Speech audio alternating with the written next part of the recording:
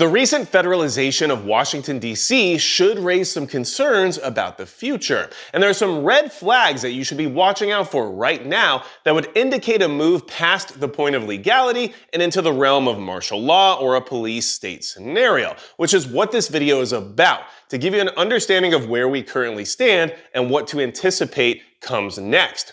So I'll be referencing notes in order to give you the best information I can, and that way we can all be on the same page regarding personal preparedness. Now, right now, Washington, D.C. operates under the Home Rule Act of 1973, which gives Congress oversight of the district, but it does allow a limited amount of self-governance to its residents. Now, the president used the Home Rule Act of 1973 to seize power over local law enforcement for up to 30 days, and thereafter it will require congressional approval to be expanded.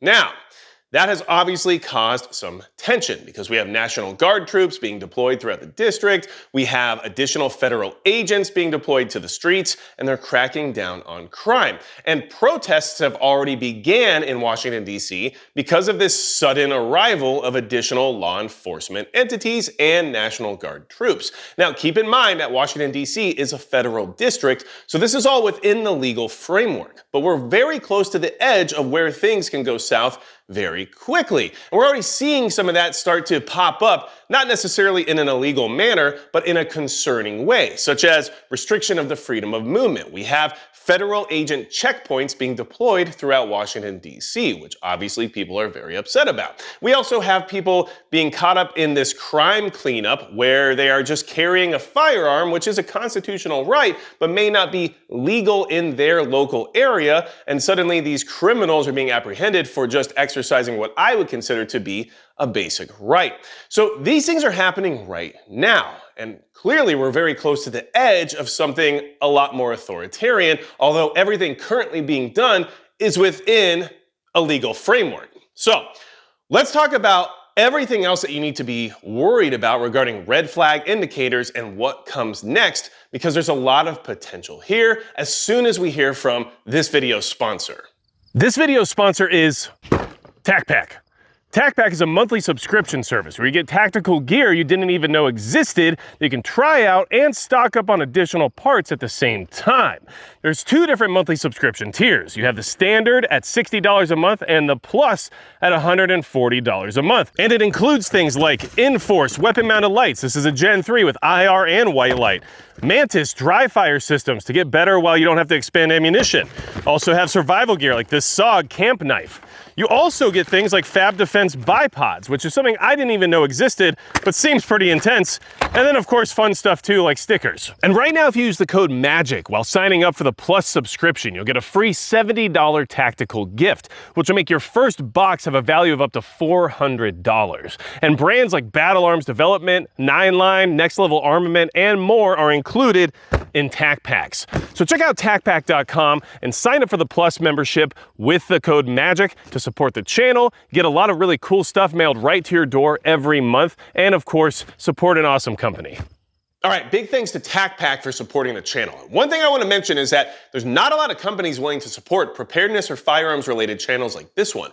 I don't have Coca-Cola or Maybelline knocking on my door, but I guarantee you they wouldn't mind supporting somebody who is anti-2A. So please keep that in mind when we're talking about sponsors. And of course, if you think hunting rifle scopes are underrated in regards to fighting rifle setups, then hit the subscribe button down below because we're going to find out about that here very soon.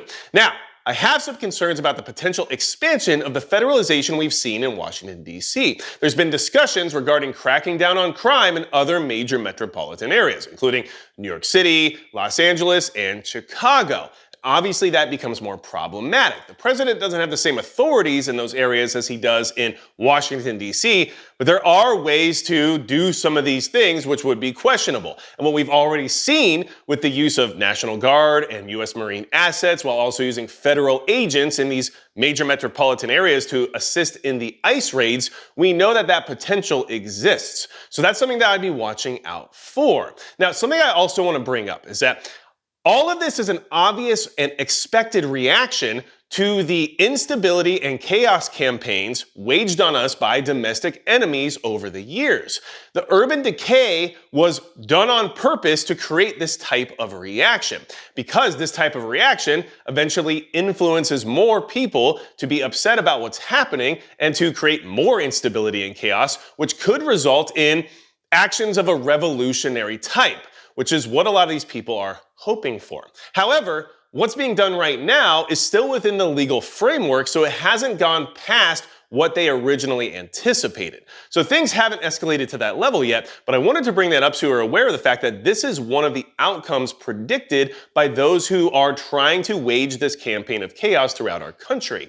But we're going to talk about a little bit more regarding that here in just a minute, because they do have a strategy that we just haven't seen implemented quite yet that you also need to watch out for. Now, understanding all of this, understanding the possibility of excessive expansion and all those other things, what red flag indicators are we actually watching for right this second? Okay, here's the big one. A change in authorization regarding law enforcement. And when I say that, I mean an amount of change, something substantial. And we have an example of this from modern history that we can use to better understand what it is I'm referring to. And that's post 9/11 in New York City, regarding the NYPD and all of the things that occurred there that weren't necessarily in the spirit of the Constitution, but were technically legal because they were within case law legal precedent framework, which doesn't always align with constitutionality, which I think we can all agree on.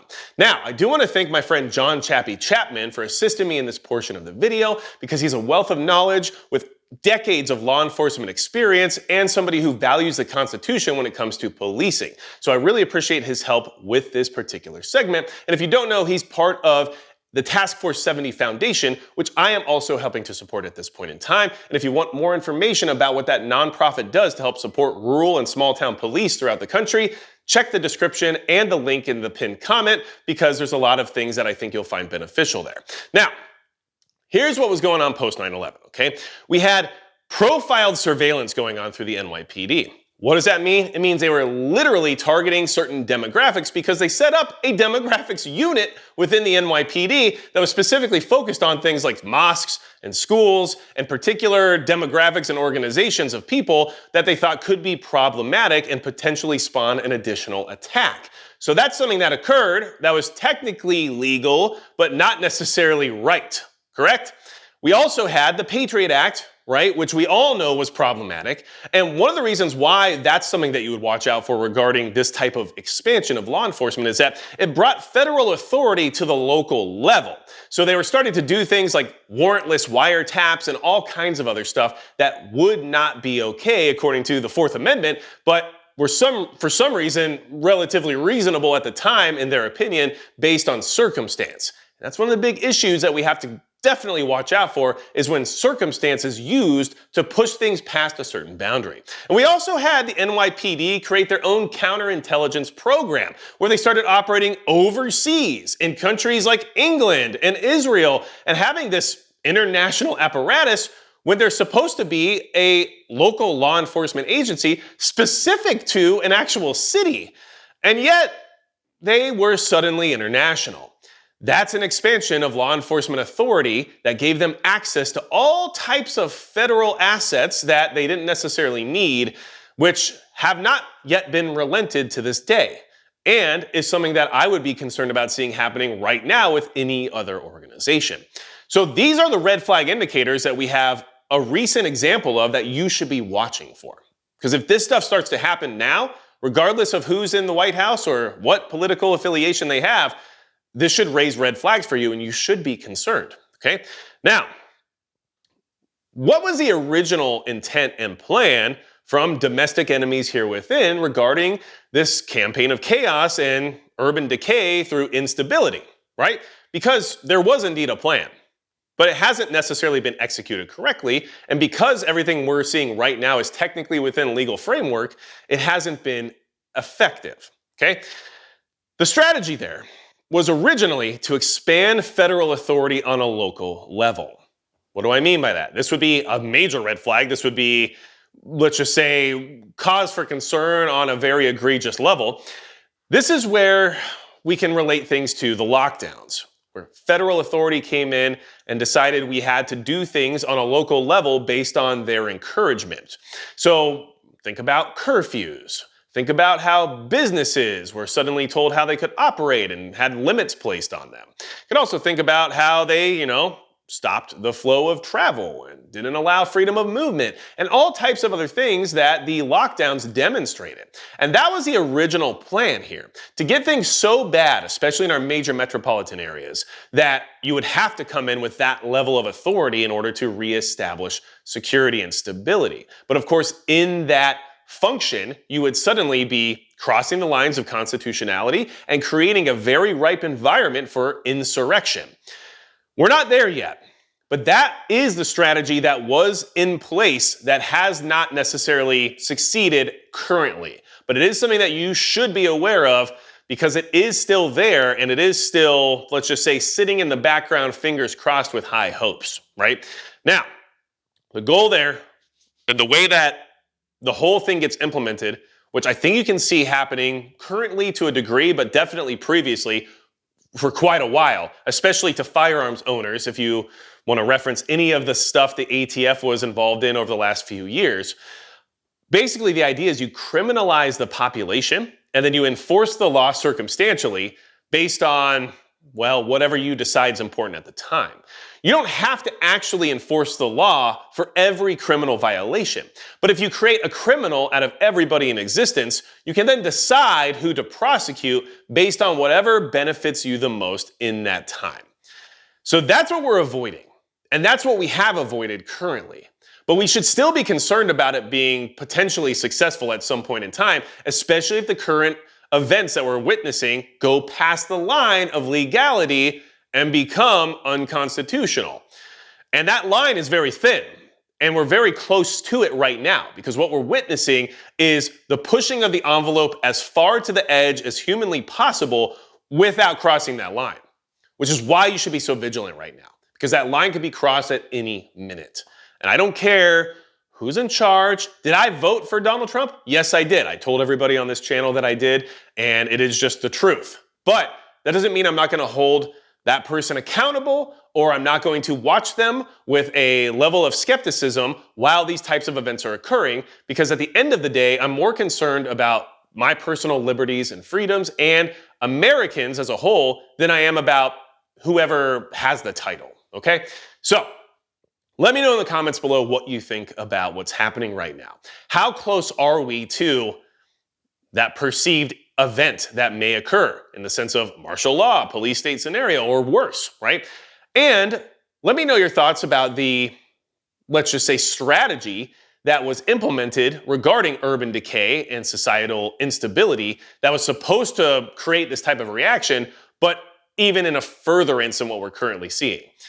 And I'd love to hear your thoughts about it, because I do what I can in the sense of research and providing this information to you all, but I'm not right about every single thing, and I'm not fully versed in every single subject to the point of being an expert. So I'd love to hear your opinion as well, because it might give me something to consider.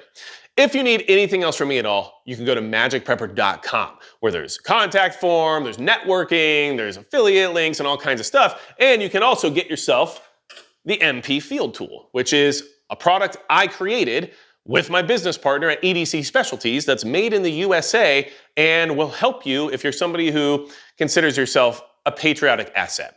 And at the same time, it supports the channel while also giving you something in return that's very useful. So make sure you check that out. And of course, stay vigilant, do the best you can to keep preparing, and understand that this information is not to create any level of panic, it's to create a level of understanding, so that way you can react appropriately if things move past the point of no return. Anything else you need from me, you know what to do, and besides that, that's going to be it for Magic Prepper.